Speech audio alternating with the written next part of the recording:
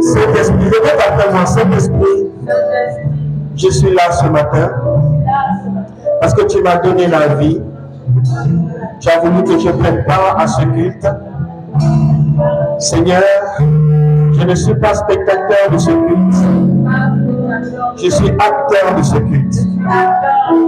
À partir de ce matin, que quelque chose de puissant se manifeste en moi, soit déclenché en moi, soit réveillé en moi, ressuscite en moi, au nom de Jésus.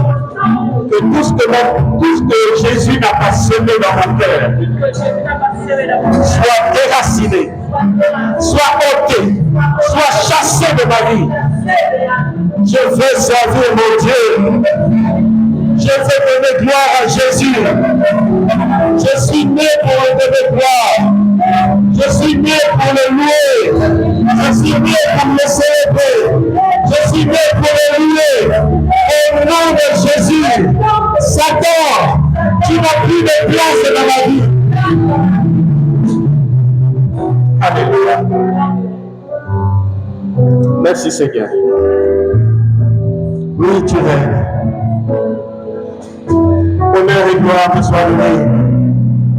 Toi qui connaissais toutes choses, toi qui as vu cette journée avant qu'elle n'existe, toi qui as été à la fondation du monde, parce que tu as dit, avant que le monde ne soit, tu fus. Seigneur, tu connais les jours, tu connais le nombre de nos cheveux, tu connais le nombre de nos jours, tu connais la fin de toutes choses. Seigneur, tu as vu cette journée et tu l'as agréée. Nous te la remettons. Qu'elle soit une journée consacrée à Jésus, qu'elle soit une journée qui apporte quelque chose de puissant dans le cœur de tes enfants, de tes fils et de tes filles. À toi soit l'honneur et la gloire, au nom de Jésus. Amen. Amen. Est-ce que tu veux aider de faire l'acclamation à Jésus?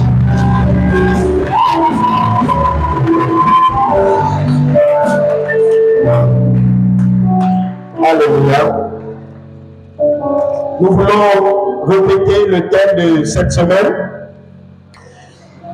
Le thème était comment exercer son autorité en Christ et de faire de lui ta priorité. Pas sa priorité, ta priorité. Alléluia. Nous sommes dans un texte de base que nous connaissons tous, dans Luc chapitre 10. Nous voulons exploiter ce texte, Luc chapitre 10, versets 17 à 20. Luc chapitre 10, versets 17 à 20. Je peux avoir des mouchoirs, s'il te plaît? Luc chapitre 10. Luc chapitre 10. On va attendre que Mamie se lève et que tout le monde ait une Bible.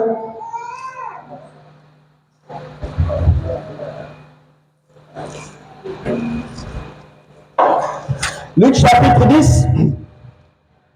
Du verset 17 à 20. On va attendre que Merlina entre, arrête de faire le maquillage dehors. On veut lire la parole de Dieu. On veut lire la parole de Dieu, s'il vous plaît. C'est quelque chose de très, extrêmement important. Luc chapitre 10, du verset 17 à 20. La parole de Dieu déclare. Oh. Les 70 revinrent avec joie, disant, Seigneur, les démons même nous sont soumis en ton nom. Jésus leur dit, je voyais Satan tomber du ciel comme un éclair. Voici, je vous ai donné le pouvoir de marcher sur les serpents et les scorpions, et sur toute la puissance de l'ennemi, et rien ne pourra vous nuire. Au verset 20, cependant, ne vous réjouissez pas de ce que les esprits vous sont soumis, mais réjouissez-vous de ce que vos noms sont écrits dans les cieux. Amen.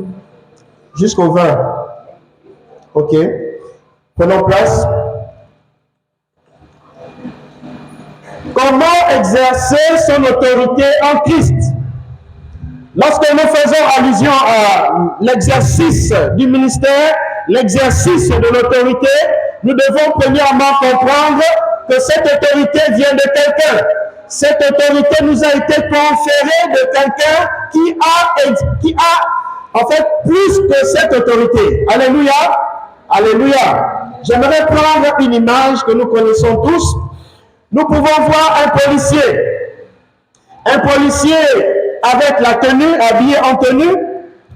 Et même si ce policier est tout chétif, même si ce policier est tout maigre, même si ce policier est le plus pauvre de je ne sais pas quel policier, bien aimé, à cause de la tenue, tu dois t'arrêter. Alléluia.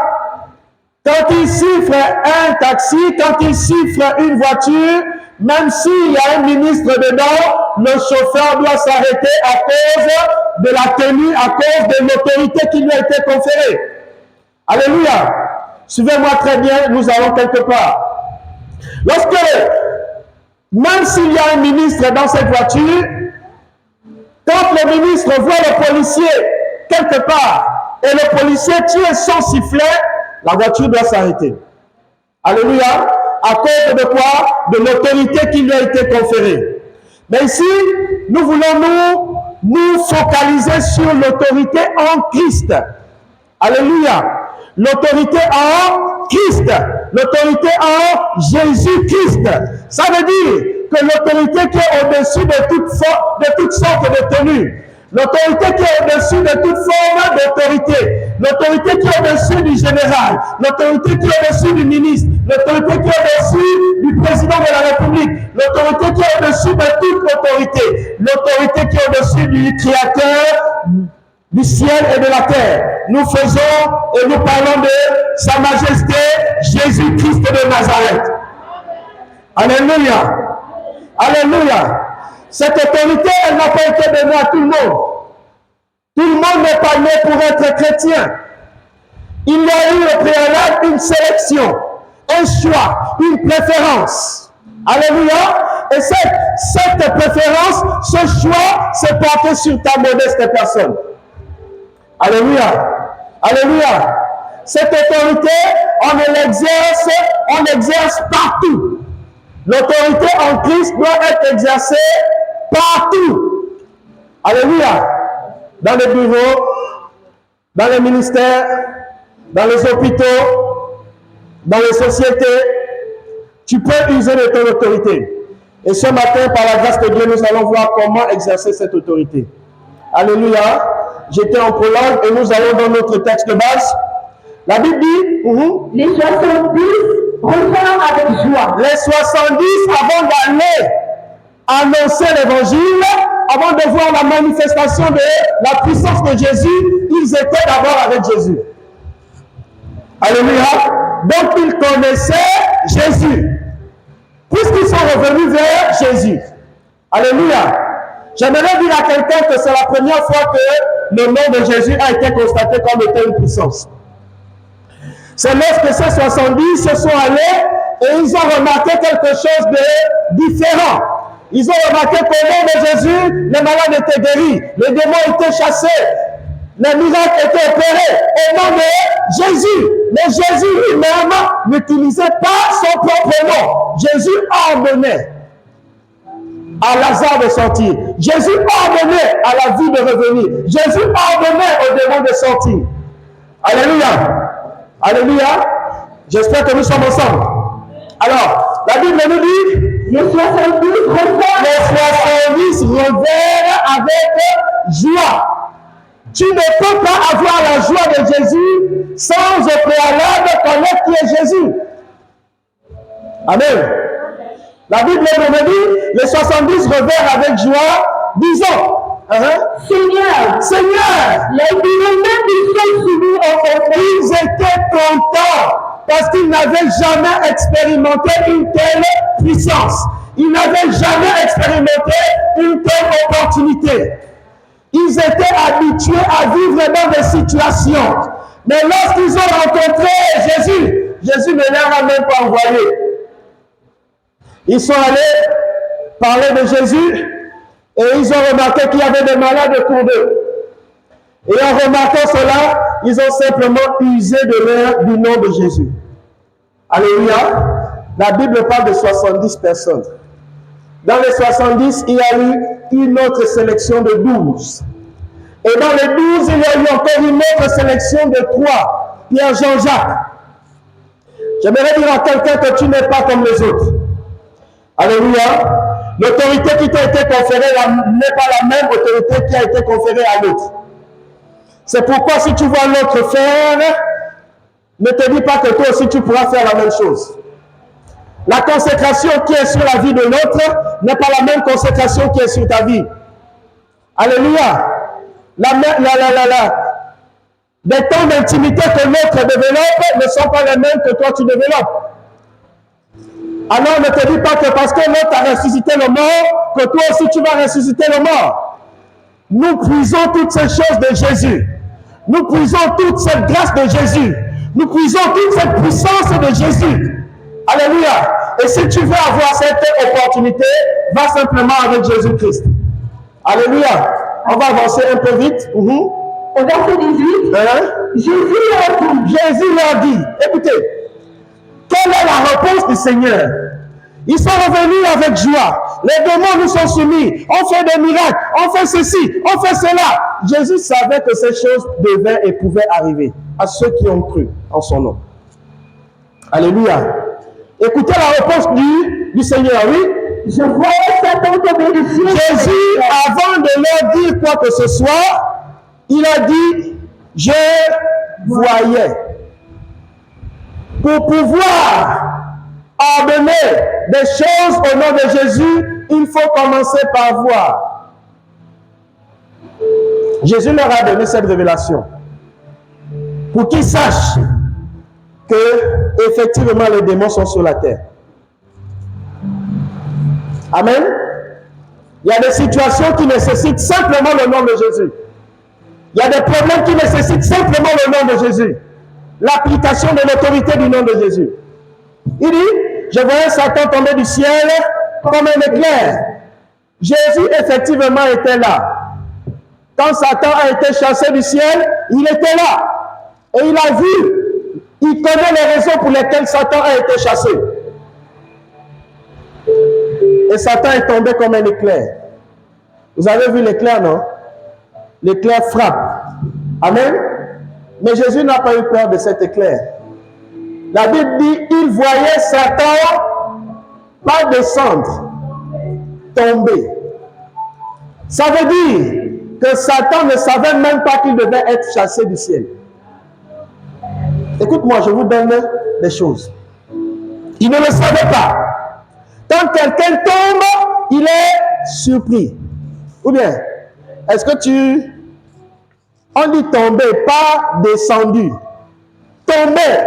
Il dit, je voyais Satan tomber du ciel. Ça veut dire que l'autorité que Satan avait, il y avait plus que l'autorité que Satan. C'est pourquoi il a été tombé, il a été chassé. Alléluia. Dis avec moi, il y a plus grand que Satan. Il est tombé. Et Satan tombera encore ce matin. Alléluia. Qu'est-ce qui est monté dans le cœur de Satan? C'est la rébellion. Qu'est-ce qui est monté dans le cœur de Satan? C'est être égal à Dieu. Qu'est-ce qui est monté dans le cœur de Satan? C'est être comme Dieu. C'est la rébellion. Vous appelez ça comment? C'est l'orgueil. C'est la suffisance. Pourquoi doit-on toujours faire comme lui, faire tout ce que lui dit? Pourquoi doit-on toujours suivre ce qu'il dit? Pourquoi toujours se poser des questions? Voilà ce qui a chassé Satan du ciel. Alléluia. Quand tu remarques que les pensées comme ça commencent à venir dans ton esprit, fais attention. Tu n'es pas loin de la chute. Je dis de la chute. Tu n'es pas loin de tomber. Parce que tout ce qui pense être égal à X, être égal à Y, pourquoi c'est toujours lui? Pourquoi c'est toujours ceci? Nous connaissons aussi le cas de Mariam. Mariam a eu à parler contre Moïse. Pourquoi c'est toujours Moïse? Pourquoi? Nous connaissons ce qui s'est passé. Alléluia. Dis à quelqu'un, sois humble. Touche quelqu'un et dis-lui, sois humble. Tu veux voir la puissance de Jésus, sois humble. Au verset 19.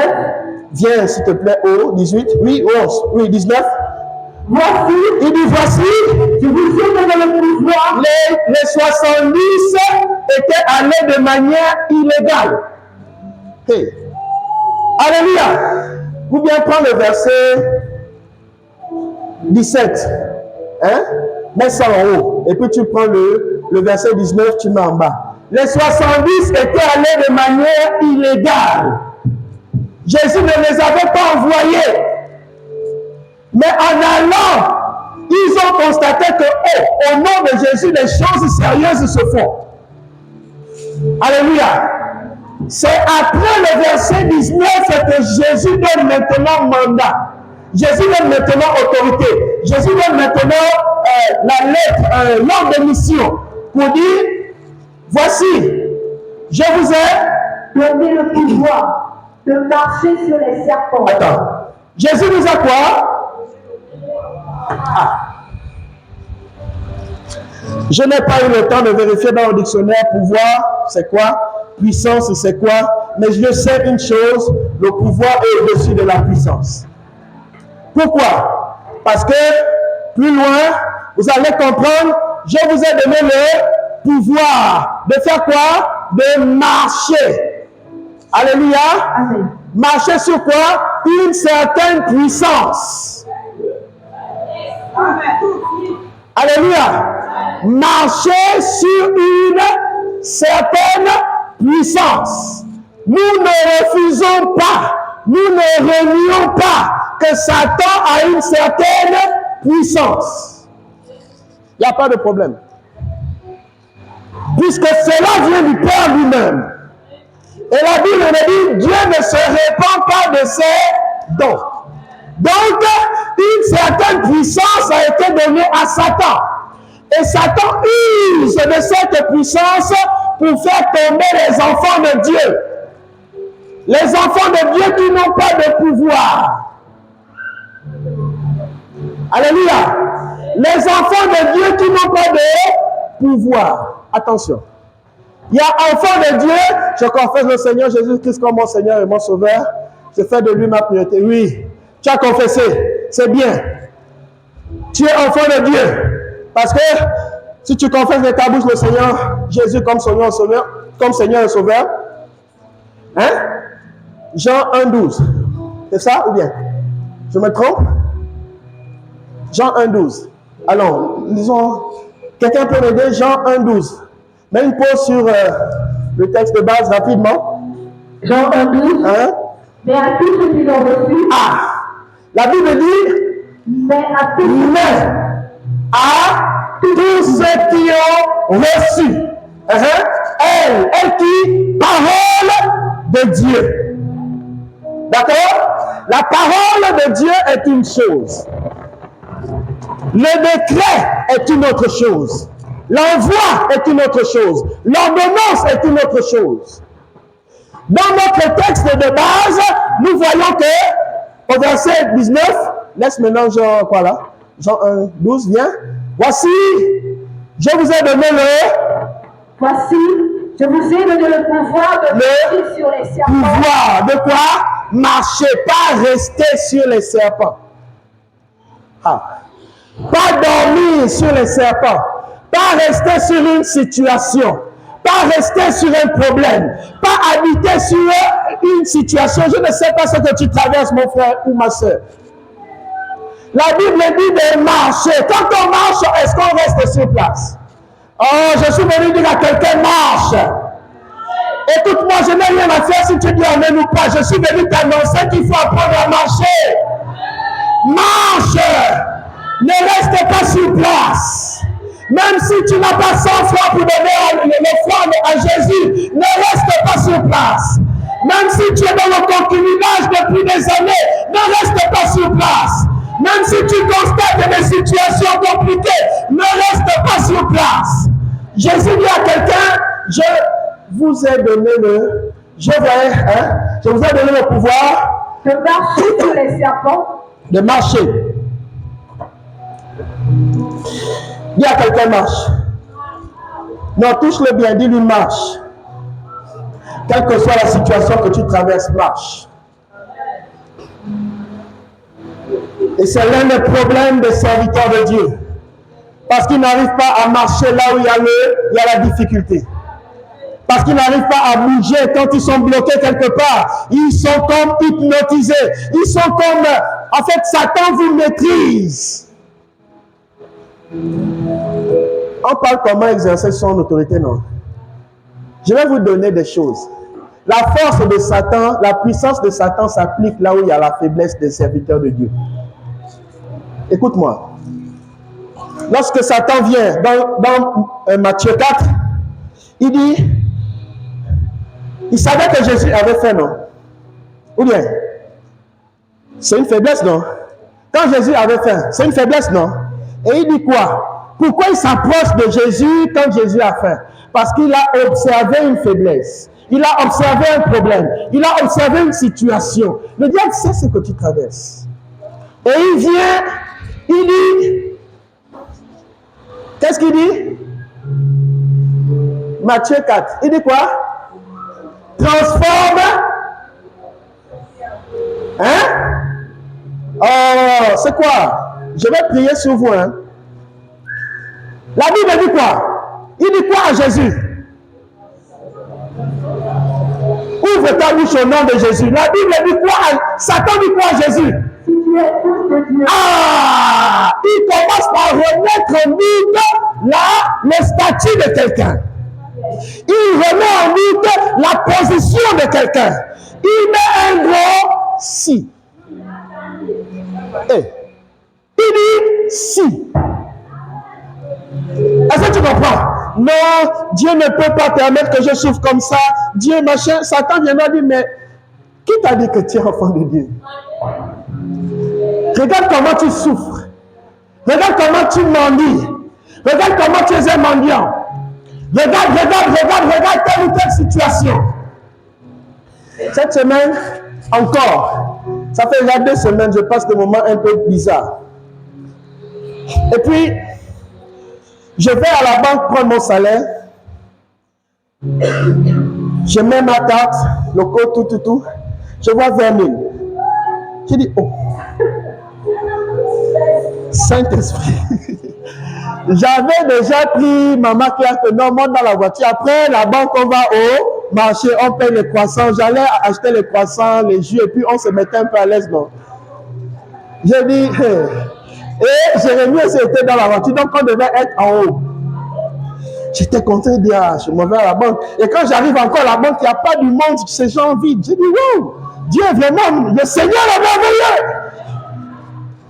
merveilleux. Vous pouvez tirer 20 000. J'ai dit, oh. Et puis, Satan vient et dit, tu as pris 20 000. Regarde tous les problèmes qu'il y a là qui t'attendent. Hein. Il aligne ça comme ça. Il dit même Eva à Amel. Regarde, hein. Il va te parler mal. Hein. Il va dire que le pasteur c'est un bandit. Il va dire ça. Je dis, Seigneur, l'enfant là va penser quoi de moi? Ah, Saint-Esprit, il m'a aidé, il allait prendre les enfants. Seigneur. Je dis, 20 000. Je dis, bon, maman, on fait comment? Voilà 20 000 qu'il y a haut. Ah, on met le carburant de 10 000. L'autre dit 10 000. J'ai dit, pardon, ça m'énerve tellement que j'ai balancé ça comme ça. Et puis, j'ai dit, Seigneur, Satan ne viendra pas voler ma joie. Alléluia. Ma joie ne dépend pas de l'argent. Ma paix ne dépend pas de l'argent. Elle dépend de Christ. Alléluia. Et j'ai voulu un moment, mais après je dis bon, je suis passé dessus. Satan vient utiliser des situations. Satan vient utiliser les problèmes Il y a même une maman qui a appelé aussi maman que trouve-nous 3000 francs. J'ai dit Saint-Esprit, je suis même incapable de donner 3000 à la maman pour qu'elle paye 1 kilo de riz aux enfants. Ça là, juste que je vous parle là, ça me traumatise. J'ai dit, mais Seigneur, qu'est-ce que tu veux me montrer? Alléluia. Voilà comment Satan travaille. Il faut savoir discerner les œuvres des ténèbres aux œuvres de lumière. Il viendra toujours quand il y a une situation. Il viendra toujours quand il y a un problème. Il viendra toujours vous rappeler vos faiblesses. Toujours. Ça, c'est le diable. 19, s'il te plaît. Je vous ai... Ah non. On était où? Au verset 19. Ah, merci. Voici, je vous ai donné le pouvoir de marcher sur les serpents et les scorpions, et sur toute la puissance de l'ennemi. Il parle de serpents pour faire allusion. Nous connaissons tous le serpent, non? À la séduction, à la ruse, à la tromperie, aux lamentations, aux murmures, aux querelles. Le serpent a un venin. Ou bien, le scorpion aussi a un, mais ils ne sont pas pareils. D'accord? Voilà. Alors? Au verset... Non. Parce que le serpent et le scorpion. Et sur, la Bible dit, et sur,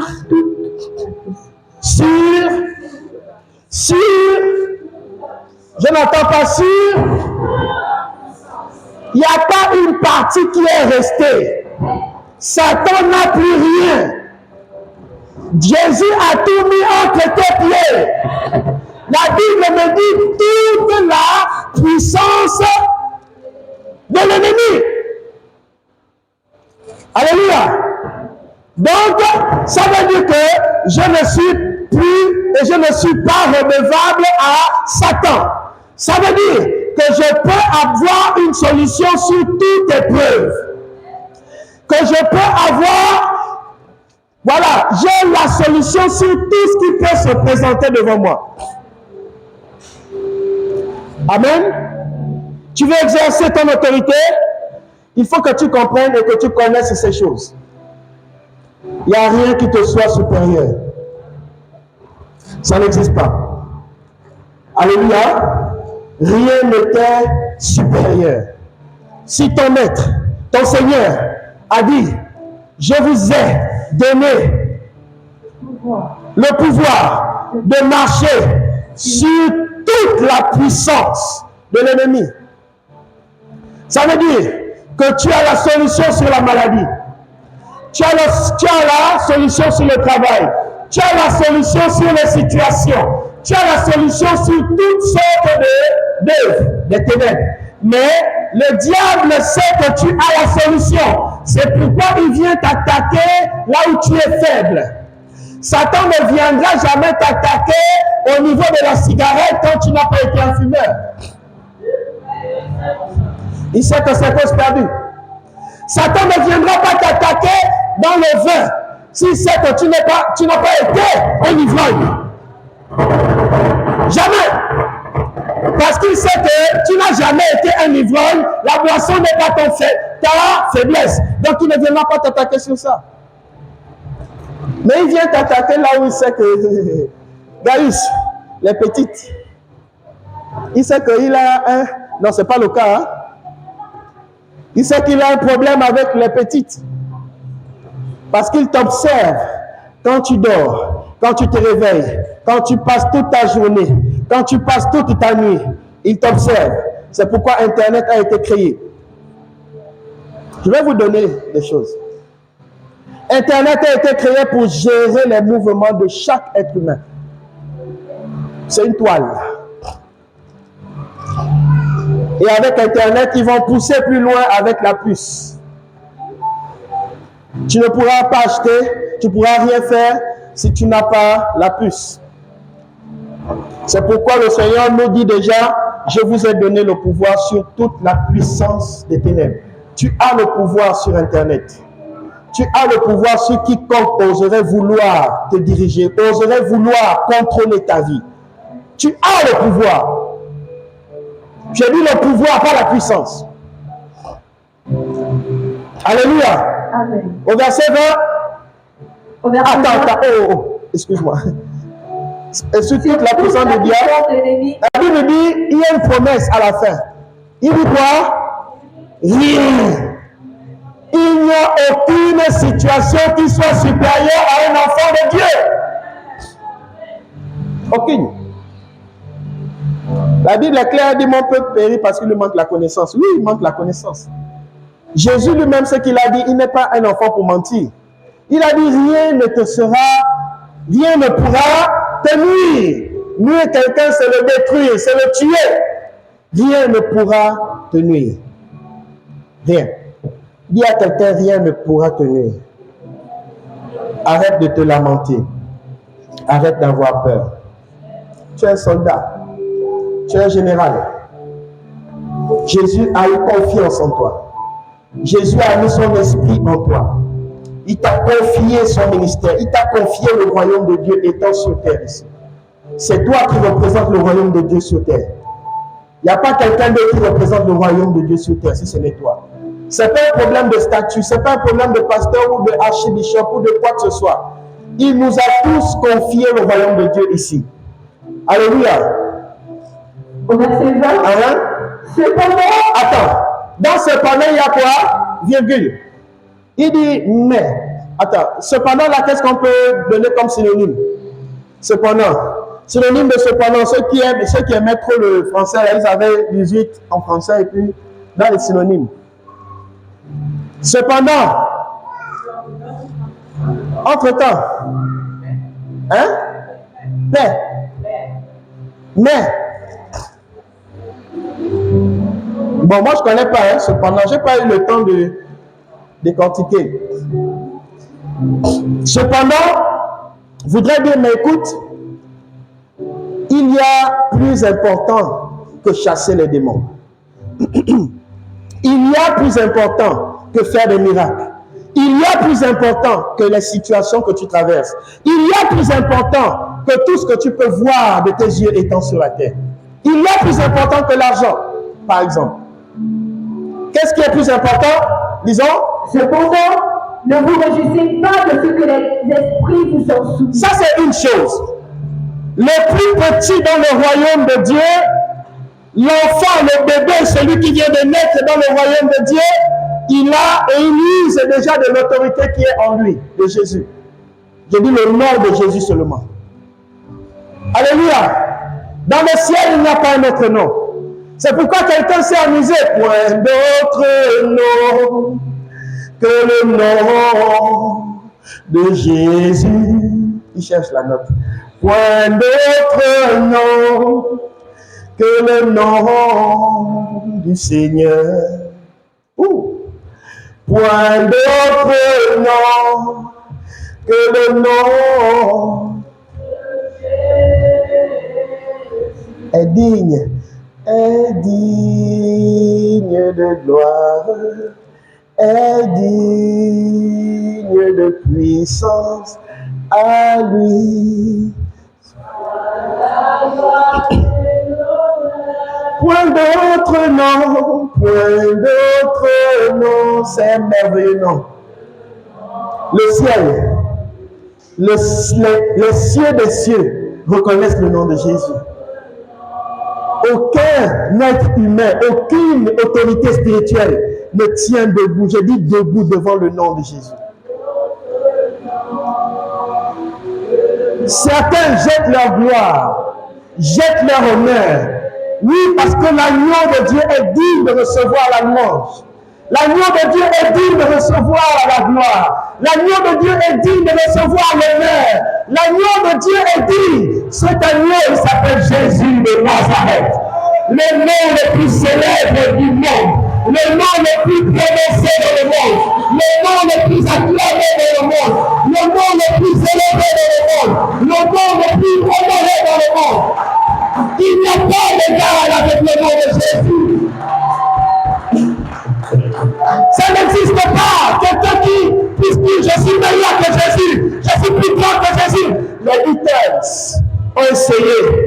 de dire qu'ils sont plus célèbres que Jésus. C'était terrible. Pour eux, la fin était terrible. Cependant, ne vous réjouissez pas de ce que les esprits vous sont soumis. Jésus dit ça, c'est rien. C'est zéro. Tu pries, un démon s'en va, c'est zéro. Et il vient donner la clé. Il dit, mais réjouissez-vous. Mais nous devons être dans la joie, le fait de savoir que notre nom est écrit dans le livre de vie. Le nom de Satan, malgré sa puissance, malgré tout ce qu'il est, malgré qu'il soit ici, qu'il ait des principautés, qu'il ait des autorités, bien aimé, son nom n'existe pas dans le livre de vie. Il a été chassé du ciel. Jésus dit, tu es le meilleur, ton nom est écrit. Jésus dit, car ton nom est écrit dans le livre de vie. Il n'y a pas mieux que ça. Il n'y a pas meilleur que ça. Ça n'existe pas. Elle s'appelle comment même? Boussamba. On ne connaît pas épouse, non. Hein? Ça, c'est vos choses ici. Elle a même un nom que Jésus lui-même lui a donné. Boussamba, Linda Muriel. C'est écrit. Baye, Afwa, Samuela, Kaelis, Esther. C'est écrit. Gaius, son nom, je ne connais pas trop. C'est écrit. Alléluia. Lève ta main droite et dis, je me réjouis du fait que mon nom soit écrit dans le livre de vie. Satan, tu as échoué. Toi, ton nom n'est pas écrit. C'est pourquoi tu es jaloux. Mais tu n'arriveras jamais à effacer ce nom dans le livre de vie. Mon nom est condamné à être... mon nom est condamné pour l'éternité.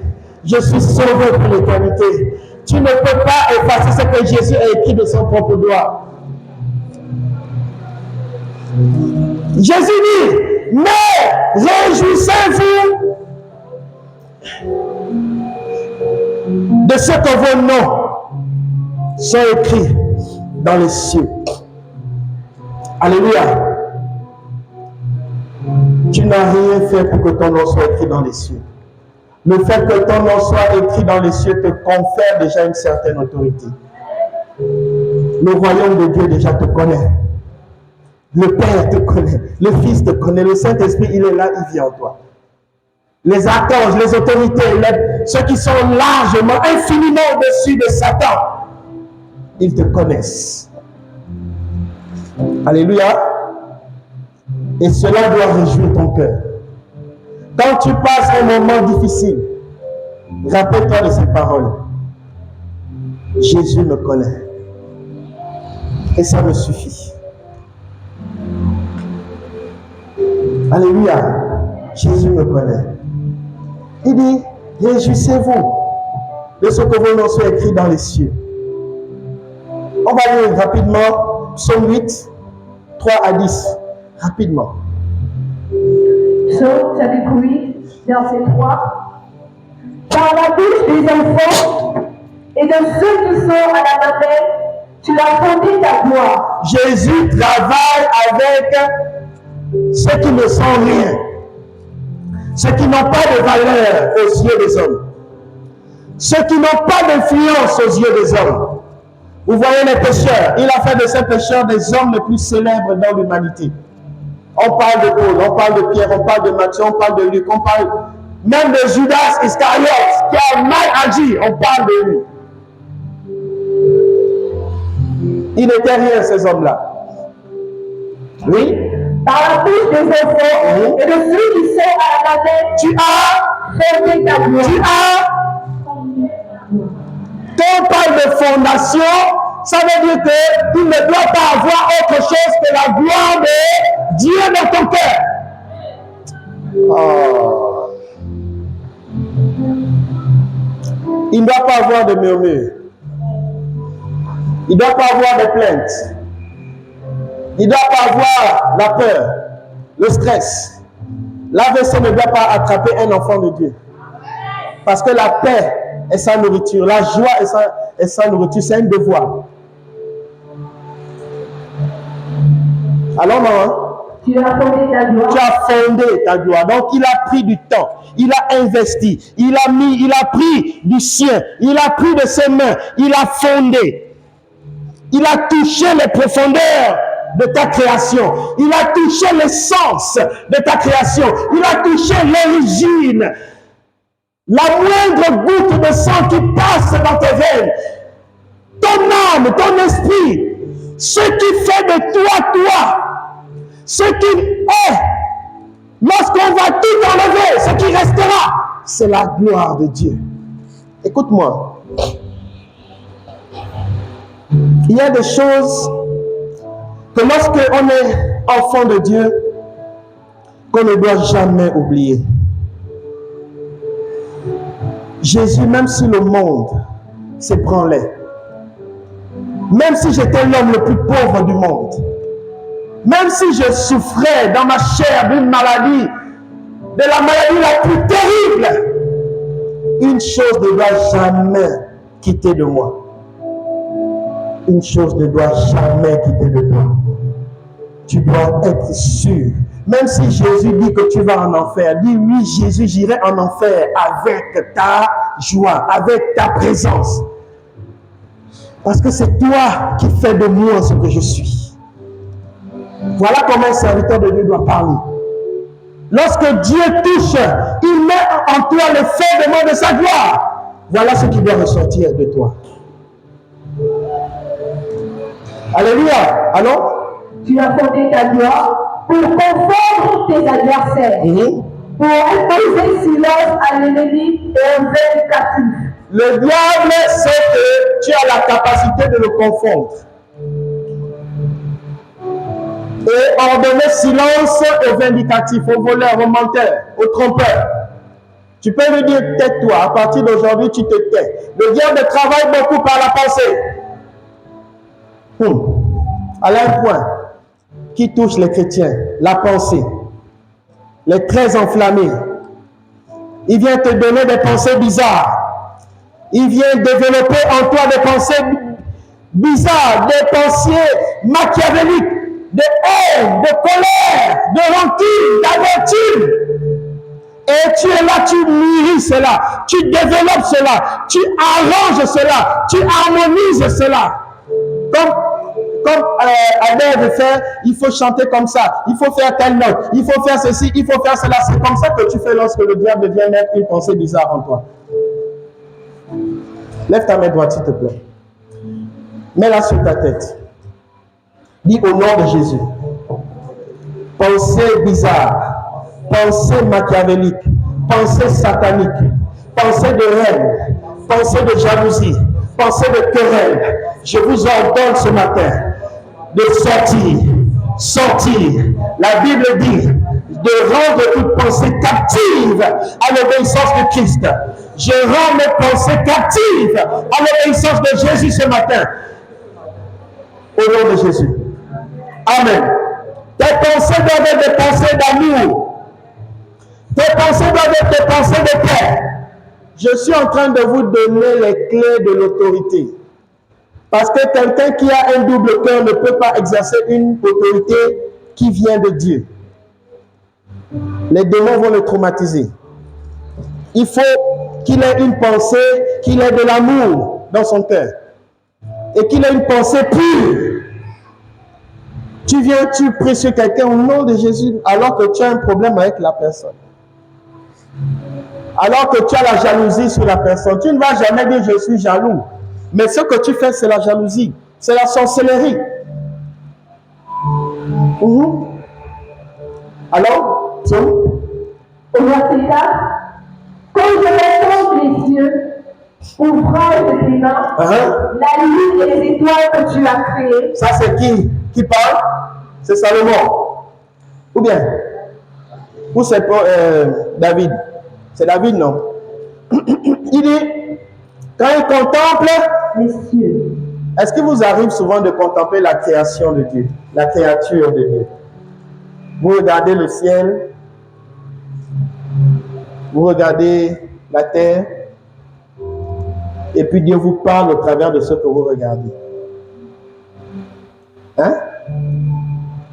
Vous êtes les propriétaires de ce que vous voyez. Hein? Tu ne sais pas ça? Tu es propriétaire du ciel et de la terre. Oui, parce que tu as reçu autorité. Les tradis praticiens, les sorciers, les nganga, ils utilisent la nature et font des incantations sur des morceaux de bois. Mais toi, Dieu t'a créé, Dieu t'a donné autorité sur toute la création. Alléluia. Et même sur toute la puissance de Satan. Donc, ici, sur la terre, les propriétaires de la terre, ce sont les chrétiens. Ce sont les enfants de Dieu. Alors? Quand je contemple les cieux, ouvrage de tes mains, la lune et les étoiles que tu as créées. Qu'est-ce que l'homme? Qu'est-ce que l'homme? Pour que tu te souviennes de lui. Tu vois? En fait, il a réalisé que l'homme est tellement petit comparé à la création. Effectivement, quand tu regardes les cieux, tu regardes la terre, tu es tout petit. N'est-ce pas? Mais quand tu regardes le ciel, voilà une révélation que le Seigneur vient de me donner tout de suite. Il me dit, un ciel sans lune n'a pas de valeur. Un ciel sans lune, merci, n'a pas de valeur. Un ciel sans étoiles n'a pas de valeur. Le monde sans toi n'a pas de valeur. Matthieu 5, 13. Si le sel perdait de sa saveur, avec quoi la lui rendra-t-on? Le monde a besoin de valeur, des serviteurs de Dieu, pour avoir de la valeur. Le monde n'existerait pas sans les serviteurs de Dieu que nous sommes. Non. Si Jésus tarde à venir, c'est parce qu'il attend que nous rendons ministère. Alors, on va aller un peu vite. Qu'est-ce que l'homme pour que tu te souviennes de lui? Et le Fils de l'homme pour que tu prennes garde à lui. Tu l'as fait de peu inférieur à Dieu. Ah! Tu comprends? Jésus dit qu'il t'a fait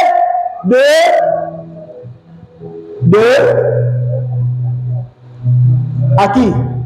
À Dieu. Donc, Dieu peu inférieur à Dieu. Dis, répète, je suis de peu inférieur à Dieu.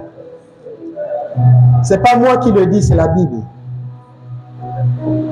Arrête de te sous-estimer. Arrête de te négliger. Jésus a donné sa vie, c'est pas pour un mouton. Parce qu'il sait que tu es co-héritier avec lui. Tu as de la valeur avec, tu es important pour lui. Et le psalmiste s'est amusé à dire qu'il nous a fait de peu inférieur à Dieu. Donc il manque un grain de sable pour que nous soyons semblables à Dieu. Mais Psaume 84, je crois au verset 6, dit, j'avais dit, vous êtes des dieux. Et Jésus a répété ces paroles dans le temple. Alors, donc écoute-moi, l'autorité, lorsque tu connais ces choses, tu appliques ton autorité. Parce que tu es de peu inférieur à Dieu et Dieu ordonne. Dieu ne négocie pas. Dieu ne supplie pas. Il ordonne à la situation de s'en aller. Alors? Au verset 6, tu l'as fait de peu inférieur à Dieu et tu l'as couronné de gloire et de magnificence. Ah! Qu'est-ce que tu vois dans ta vie? Est-ce que tu vois la couronne? Est-ce que tu vois la malédiction que ton grand-père a eu à dire que tu es maudit? Est-ce que tu vois les paroles de malédiction que ta maman ou ton papa a eu à dire? Ou est-ce que tu vois la couronne que la Bible est en train de te dire? Que vois-tu? C'est là le problème. Relis-moi ça s'il te plaît. Tu l'as fait de feu agréable à Dieu et tu l'as couronné de gloire et de magnificence. Jésus dit que je t'ai couronné. C'est ça, non? Quand on couronne, viens. C'est bon, arrête-toi là. Quand on couronne quelqu'un, il faut que celui qui te couronne soit supérieur à toi. Ou bien, il faut que celui qui te couronne ait lui-même la couronne en main. Oh! Il faut que celui qui te couronne fabrique lui-même la couronne. Il faut que celui qui te couronne dépose du ciel dans la couronne. Et après, il vient, il te couronne. Pour te couronner, il faut que tu sois assis. Et être assis, c'est être stable dans une assemblée.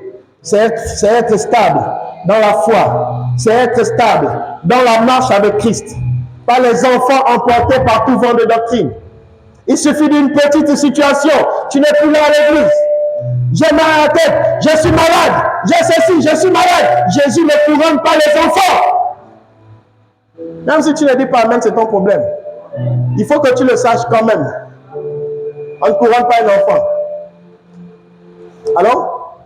Au verset 7, tu lui as donné la domination sur les œuvres de tes mains. Ah! Jésus a donné la domination sur quoi? Les œuvres de tes mains. Les œuvres de ces mains-là, c'est quoi? Hein? Dieu fit le ciel, la terre, l'univers, les oiseaux. Non, je chante seulement. Hein? Les œuvres de ces mains-là, c'est quoi? Hein? Ah! Qu'est-ce qu'il y a sur la terre? Ce que tu aimes, c'est quoi? L'argent. Ah, c'est sûr. Demandez à Stéphane. D'abord. Hein? Demandez à l'autre à côté. Bon, lui, c'est sa femme. Comme il dit, c'est sa couronne. D'autres, c'est Jésus. Certains, c'est leur femme. Certains, c'est leurs enfants. Certains, c'est l'argent. Mais pour beaucoup, c'est Jésus. Et quand Jésus règne, alors tu as domination sur tout ce qu'il a créé. Pour avoir cette autorité sur toute la création, il faut être en Jésus. Il faut être caché derrière celui qui a créé les cieux et la terre. D'accord? Si l'argent est devant toi, eh bien c'est l'argent qui va te diriger. Si la femme est devant toi, c'est la femme qui va te diriger. Si je ne sais pas trop quoi, tes enfants, ce sont tes enfants qui vont diriger. Mais si c'est Jésus, alors le ciel, la terre et tout ce qu'elle renferme sont des petites choses à tes yeux. Amen. Est-ce que tu comprends? Je suis en train de vous dire comment on exerce son autorité. D'accord? Alors? Tu lui as donné, au verset 7, tu lui as donné la domination sur les œufs de tes mains, tu l'as tout mis sous ses pieds. Tu as donné la domination. Donc, dominer, c'est qu'il y a eu un combat, il y a une forteresse. On domine quelque chose par combat. Hein? Donc, Jésus a remporté la victoire et il nous a donné cette victoire. Parce qu'au ciel, on n'a pas besoin de l'argent. Il n'a rien à faire avec ce que toi tu aimes ici sur la terre. On n'a pas besoin de la santé, on n'a pas besoin de je ne sais pas ce que tu aimes, de la femme, de l'argent, de tout ce que vous voulez. Voilà encore l'argent encore. Hein? Ces choses-là n'entreront pas dans le royaume de Dieu. C'est pour ici. Les maisons qu'on construit, tout ce qu'on fait pour le Seigneur là, c'est pour ici. Ça n'entre pas là-bas. Là-bas, tu vas rentrer même sans les habits. Même ton corps là, ça va retourner à la poussière. Ce sont tes œuvres qui vont parler à ta place. Les œuvres viendront et ça va être écrit noir sur blanc. Tu vas vouloir fermer les yeux, tu vas lire. Et je me mets à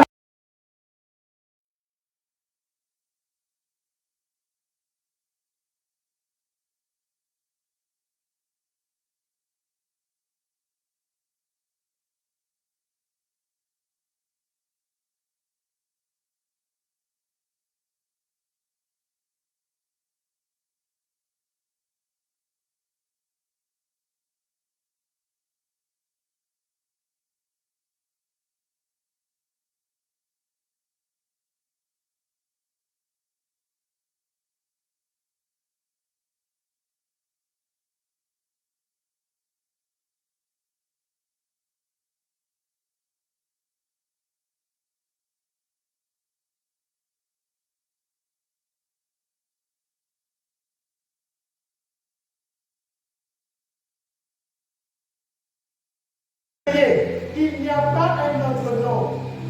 Il n'existe pas une autre autorité que le sien. Parce que c'est lui qui a créé. Imagine celui qui a créé. Hein? Il te donne le mandat, il te donne l'autorité de dominer sur toute sa création. Et toi, tu viens encore être dominé par ce que toi-même tu es censé dominer. Il y a un problème. Ou bien? Ah, c'est toi qui vas dominer ces choses-là. Vous savez, le Seigneur, quand il est venu ici, il fallait payer l'impôt. Il fallait de l'argent. Et puis, il dit à quelqu'un, écoute, va pêcher le poisson, prends l'argent, tu vas payer l'impôt. Il a donné une parole. Après, vous savez, maman Claire, c'était jeudi. Jeudi, oui. Comme on prie à la maison chaque soir. Même si tu ne pries pas à la maison, c'est ton problème. Mais nous, on prie à la maison de 17h à 18h. Et ce jour-là, c'est-à-dire ce jeudi, elle a été avec moi toute la journée. Et elle a un peu vu comment je vis, comment je passe toute la journée. Et puis, quand on priait le soir, elle a déclaré, elle a dit, demain est une journée de bénédiction. J'ai pris la parole dans les gardé. Et le lendemain, mon chèque est tombé. Le chèque, on devait se donner depuis mardi. C'est tombé vendredi. Ah! Il faut ordonner aux situations. Il faut parler aux situations. Vous n'êtes pas des enfants illégitimes. Vous êtes des enfants légitimes. C'est-à-dire Dieu vous connaît. Le Créateur du ciel et de la terre, il vous connaît. Parfaitement. Alléluia. Il sait que vous devez manger. Il sait que vous devez boire. Je dis même jusqu'à mon chien. Dieu sait que quelqu'un doit manger. Et oui. Parce qu'il sait que si quelqu'un ne mange pas, je ne serai pas tranquille. Alors il faut que mon cas soit en paix. Alors il donne à manger à quelqu'un. Oui. J'ai dit le sien. Alléluia. C'est pour vous dire à quel point le Seigneur a un regard important et particulier sur ses enfants. C'est fini? On va aller sur une autre forme d'autorité. On va lire Nombre 11, 16 à 17. Nombre 11, 16 à 17. Ici, je voudrais que vous exploitiez aussi quelque chose. Quelque chose qui est biblique. Pour ceux qui sont faibles et ceux qui n'arrivent pas à percer, ceux qui n'arrivent pas à démarrer. Nombre 11, c'est quoi? C'est là, c'est. Comprenez ce qui va se passer. L'Éternel dit à Moïse. L'Éternel dit à Moïse. Dieu lui-même dit à Moïse. D'accord, il donne mandat, il donne une piste à Moïse. Il dit Moïse, fais ceci. Assemble auprès de moi 70 hommes. Il dit assemble auprès de moi, l'Éternel, 70 hommes. Alors? Des anciens d'Israël. De ceux que tu connais comme anciens du peuple. De ceux que tu connais comme anciens du peuple. Et ayant autorité sur lui. Et ayant autorité sur qui? Lui qui? Le peuple. Voilà, merci. Amène-les à la tente d'assignation et qu'ils s'y présentent avec toi. Donc Dieu dit à Moïse de venir avec eux devant la tente d'assignation. Suivez très bien, s'il vous plaît. Au verset 17. Oui. Je descendrai. Et là, je te parlerai. Et là, Dieu dit je te parlerai. D'accord? Allons-y. Je prendrai de l'esprit qui est sur toi. Le Seigneur dit, je prendrai de ce qui est sur toi. Sur qui? Sur Moïse. D'accord? Parce que Dieu lui-même sait ce qu'il a mis dans. Vous bien? Hein? Il connaît, non? Il va dire, il va prendre, non? Ce qui est dans. Il va faire quoi? Et je le mettrai sur eux. Et je le mettrai. D'accord? Les pasteurs qui se tiennent devant vous, les serviteurs de Dieu qui se tiennent devant vous, en particulier votre père, vous avez la capacité d'apprendre ou de puiser de lui. Pas seulement dire je veux l'argent des médicaments, l'argent du taxi. Je dis puiser. La grâce qui est sur votre père, vous avez la possibilité de vous approprier cette grâce.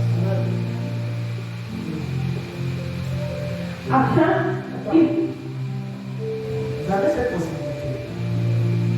Mais il faut que vous soyez au verset, c'est quoi, 16? Au verset 16, il faut que vous soyez, d'abord que vous montriez quoi? Au verset 16, que vous soyez des. On m'a dit au verset 16. Au verset 16, assemble auprès de moi 70 ans des anciens d'Israël, de ceux que tu connais comme anciens du Il peuple. faut que vous soyez anciens. Première clé. D'accord?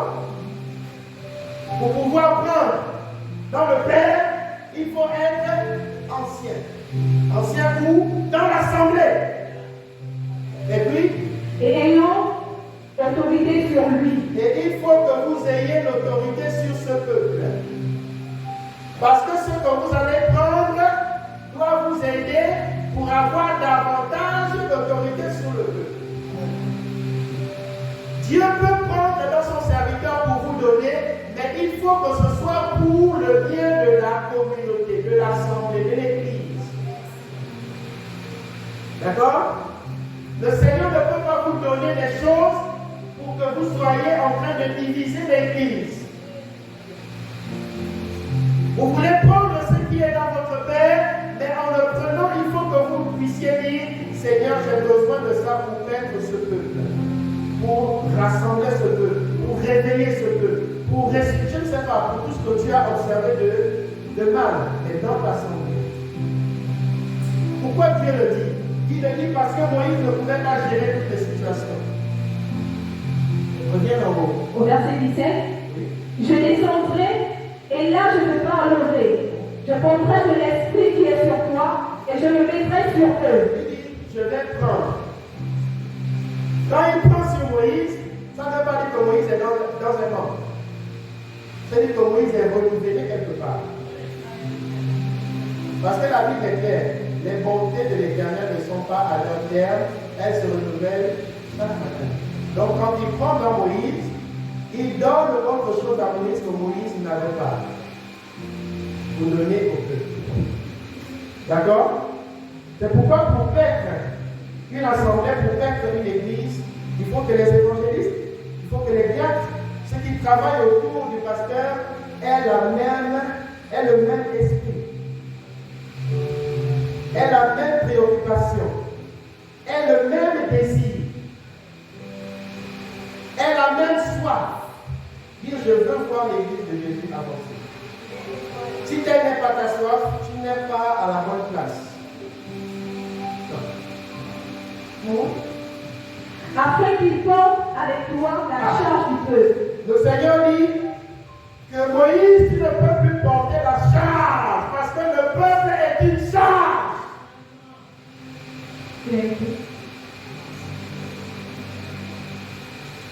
C'est une charge, c'est un problème, c'est lourd, c'est quelque chose qu'on supporte. Quand le Seigneur dit afin que, merci maman, aide-moi. Afin qu'il porte avec toi. Afin qu'il porte avec toi la charge du peuple. La charge du peuple. Ça veut dire que Dieu a pensé au repos de Moïse. Il faut que Moïse aussi se repose.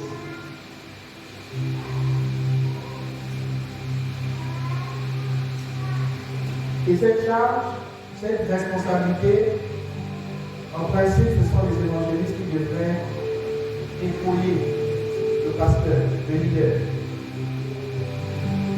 Et dire non, ça, ne le faites plus. Nous allons nous organiser pour le faire. Ça, ne le faites plus. Nous allons nous organiser pour le faire. Nettoyer le terrain. Pasteur, ne le faites plus. Nous allons nous organiser pour le faire. Organisez vous-même en interne. Achetez une débroussailleuse. Pasteur, voilà, on a acheté une débroussailleuse. Le pasteur n'amènera pas la débroussailleuse à la maison. C'est Vous allez voir ça tous les jours ici. Et ça va servir pour que le terrain soit propre. Ou bien,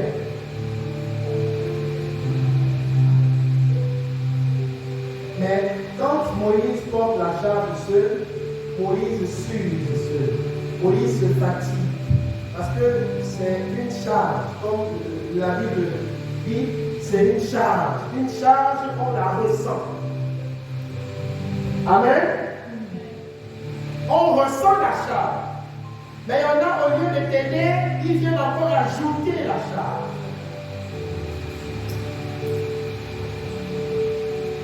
Lisons la Bible.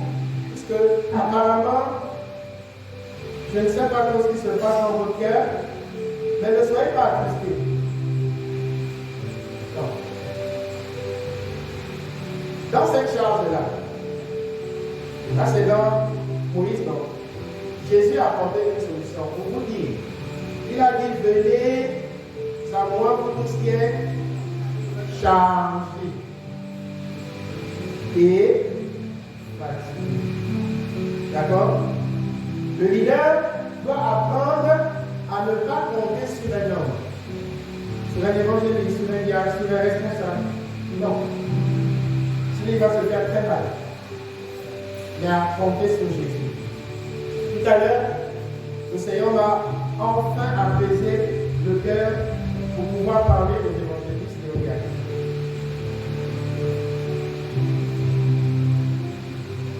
Mais avant de leur parler, il fallait qu'on lise ce verset-là et que nous comprenions certaines choses. Si tu n'es pas là pour bâtir, ta place n'est pas ici. Ça ne fait plaisir à personne de voir l'assemblée comme elle est là. Parce qu'il n'y a plus d'évangélisation, il n'y a plus d'intercession. Le département opérationnel est là même encore avec beaucoup de difficultés, accueil, sécurité, protocole. Adèle.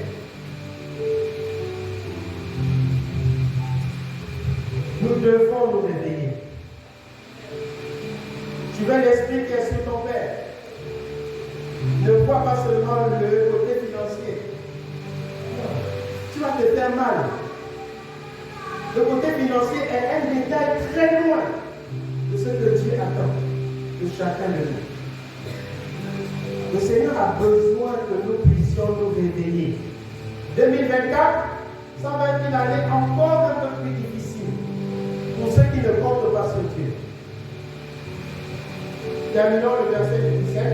Afin qu'il porte avec toi la charge du peuple et que tu ne la portes pas à toi seul. Ah! Il y a eu un truc, l'agapé de dimanche, et puis on n'a pas avancé. On a fait exprès. Moi, personnellement, j'ai fait exprès. Et il y a beaucoup de choses que je fais exprès pour voir la réaction de beaucoup.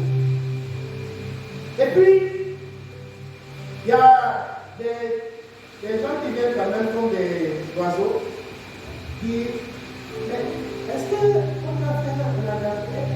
Est-ce qu'on doit cotiser juste pour des titiller? Vous êtes censé savoir qu'une église normale,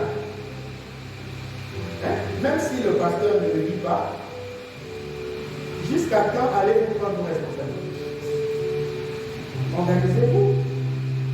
Le pasteur n'est pas éternel. À un moment donné, il va s'en aller. Et il faut bien qu'il fasse autre chose. Il y a l'orphelinat à faire.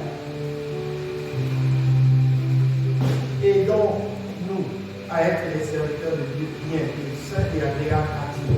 Offrons à Dieu ensemble un culte raisonnable. S'il vous plaît. Toutes ces choses qui se passent sont là parce que le diable a mis des paroles ou des pensées, je ne sais pas trop, bizarres dans vos cœurs. Et ça fait que ça monte, ça monte, ça monte, ça monte. Et quand ça monte, ça sent mauvais. Et l'atmosphère est influencée. Il est temps pour chacun de nous réveiller. Il est temps pour chacun de nous de se ressaisir et de dire Seigneur, 2024, je vais servir Jésus. Dis Amen, s'il te plaît. Dis 2024, je vais servir Jésus. Jésus est ma priorité.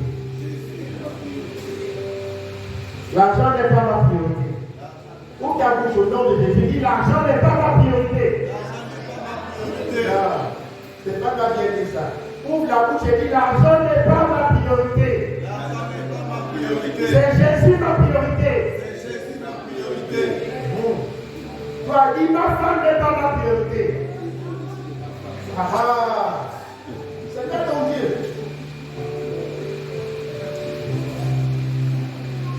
Alléluia. Jésus d'abord. Quand nous donnons la première place à Jésus, nous remportons des victoires. Même si tu constates que ça reste difficile, mais Jésus est là dans la difficulté. Jésus était dans la barque. La barque était en train de couler. Mais Jésus dormait. Comment Jésus dort alors que je suis dans les problèmes? Mais rien ne t'arrivera. Même si la barque se renverse, vous marchez sous l'eau, vous respirez sous l'eau. Tant que Jésus est là, tu ne vas pas te noyer.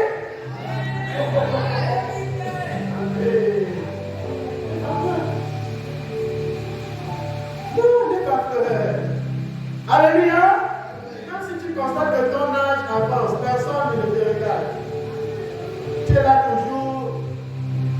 N'aie pas peur. 2024, quelqu'un viendra te dire, sœur, je vais t'épouser. C'est l'année des mariages. Tu veux te marier, c'est l'occasion en 2024. Alléluia. On va prier. Wow. Pour commencer, je voudrais que tu t'adresses à ton Dieu.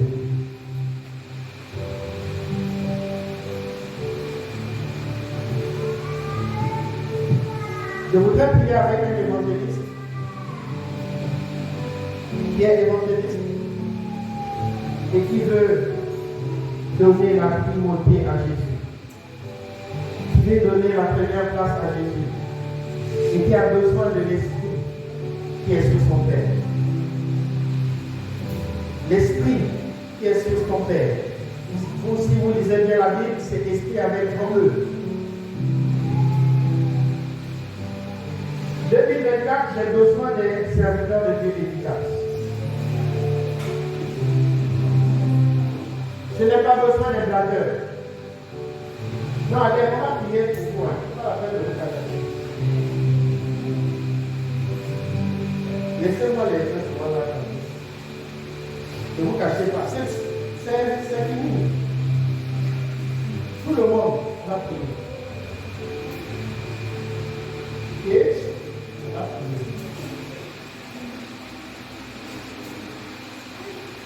adresse-toi à Dieu.